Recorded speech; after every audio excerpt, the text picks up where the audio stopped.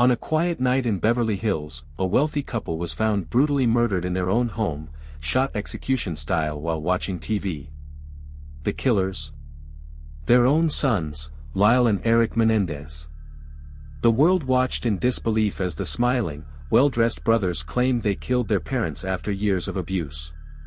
But was it a desperate act of survival, or a calculated murder for inheritance? Now, after nearly 3 decades behind bars, a shocking twist has reopened the case.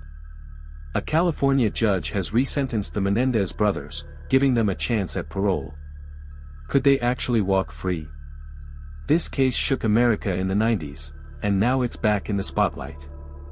The truth is more complicated than ever. If you're drawn to real crime and courtroom drama, make sure to subscribe. We drop a new story every 3rd day. Your next obsession might be just one video away.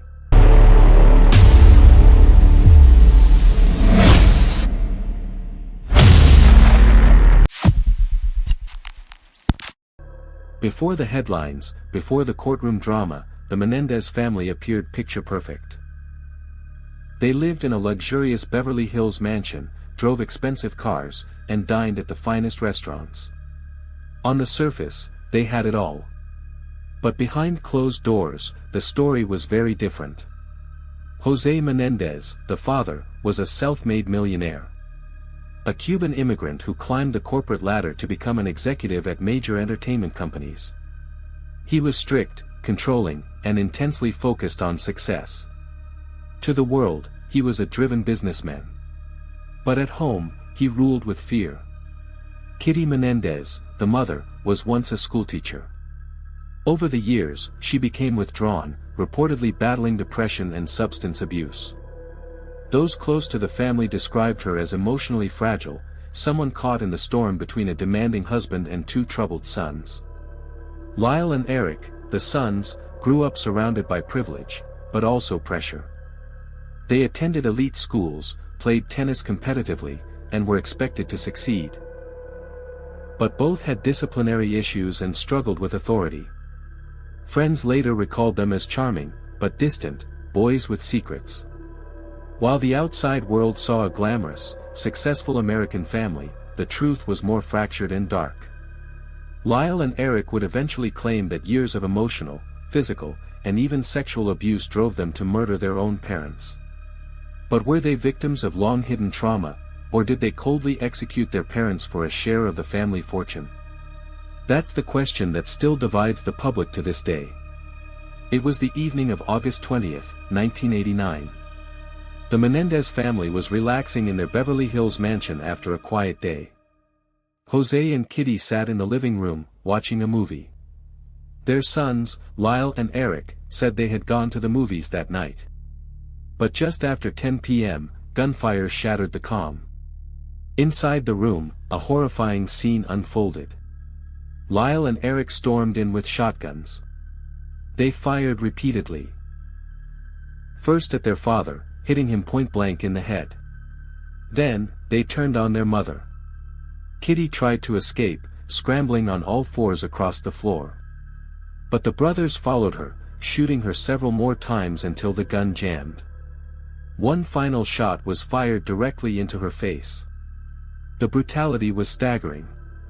This wasn't a crime of passion, it looked like an execution. Minutes later, Lyle made a frantic 911 call. His voice trembled as he cried, "Someone killed my parents." When police arrived, the brothers appeared devastated, sobbing uncontrollably. They told detectives they had gone to see a James Bond movie and returned to find their parents dead. At first, police believed them. There was no forced entry, and the crime looked like a mob hit. But in the weeks that followed, cracks began to show. The brothers started spending lavishly, buying Rolex watches, sports cars, and even a restaurant.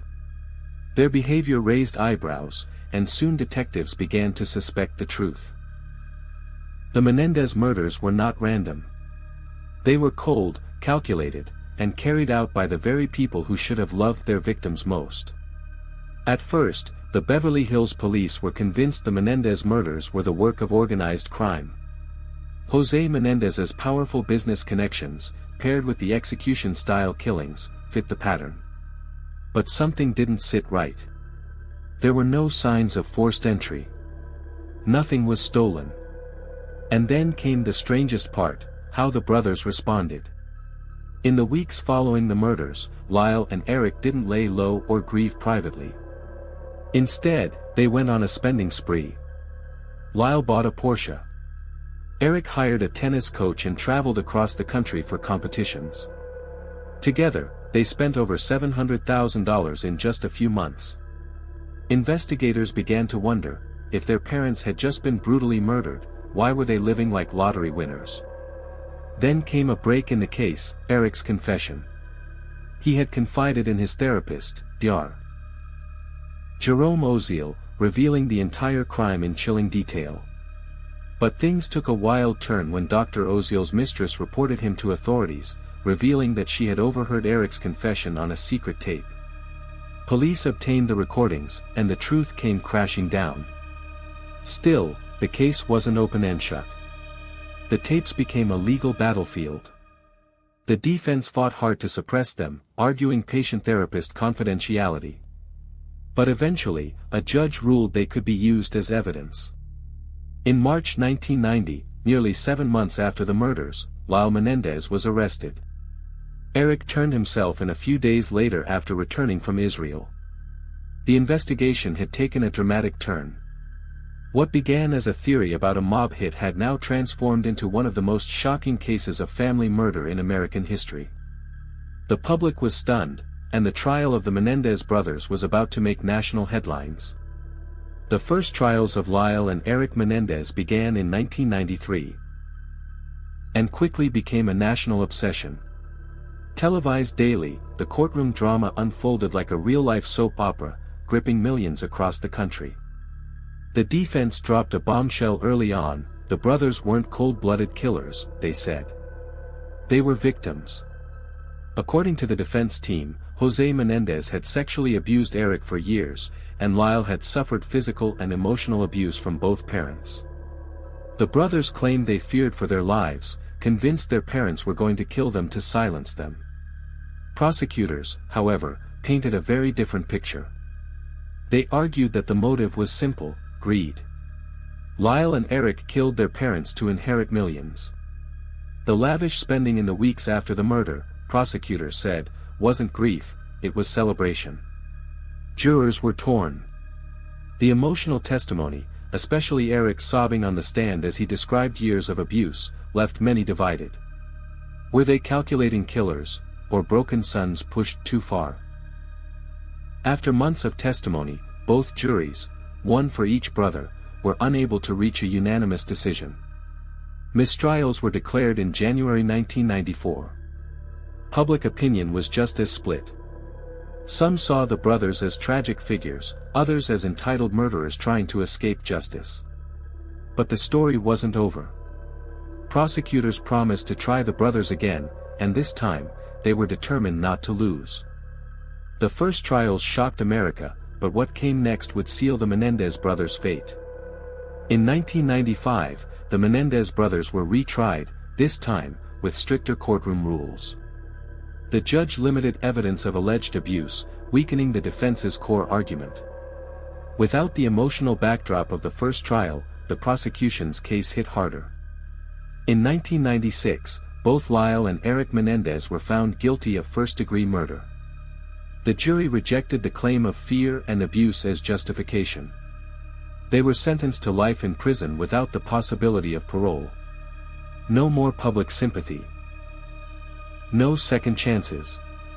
The brothers, once privileged sons of a wealthy family, would now spend the rest of their lives behind bars. Decades after their conviction, public opinion began to shift. The rise of social media and true crime documentaries brought fresh eyes to the Menendez case. Many started to question whether the brothers' claims of abuse had been too easily dismissed. In recent years, new witnesses, including relatives and former family friends, have come forward, supporting their accounts of a deeply abusive household. These revelations, paired with evolving views on childhood trauma and domestic abuse, have sparked renewed calls for justice. Now, legal teams are pushing for resentencing, and for the first time in decades, parole is back on the table. In early 2025, a California judge ruled to resentence Lyle and Erik Menendez, marking a dramatic shift in their decades-old case. The judge acknowledged the new evidence of abuse and changing legal perspectives on trauma's impact on behavior. This decision made the brothers eligible for parole hearings, surprising many who had long believed they would never see freedom. The resentencing doesn't guarantee release but offers a chance to argue their case. After nearly 30 years behind bars, the Menendez brothers now face a future full of uncertainty, and renewed public debate over justice and mercy. The parole hearings for Lyle and Erik Menendez are scheduled for later in 2025, drawing intense attention from both supporters and critics. Supporters argue the brothers have served enough time, pointing to their rehabilitation and the trauma they endured. Opponents insist that premeditated murder can't be excused and emphasize justice for Jose and Kitty Menendez. During the hearings, both sides will present emotional arguments about guilt, punishment, and forgiveness. The outcome could set a precedent for how abuse-related cases are treated in the justice system. The nation waits anxiously. Will the brothers finally walk free or remain behind bars? The Menendez brothers' case has never truly faded from public view, but recent developments have reignited a fierce debate. Streaming platforms like Netflix and Hulu have produced documentaries exploring the case in depth, bringing new generations face-to-face with the complex story.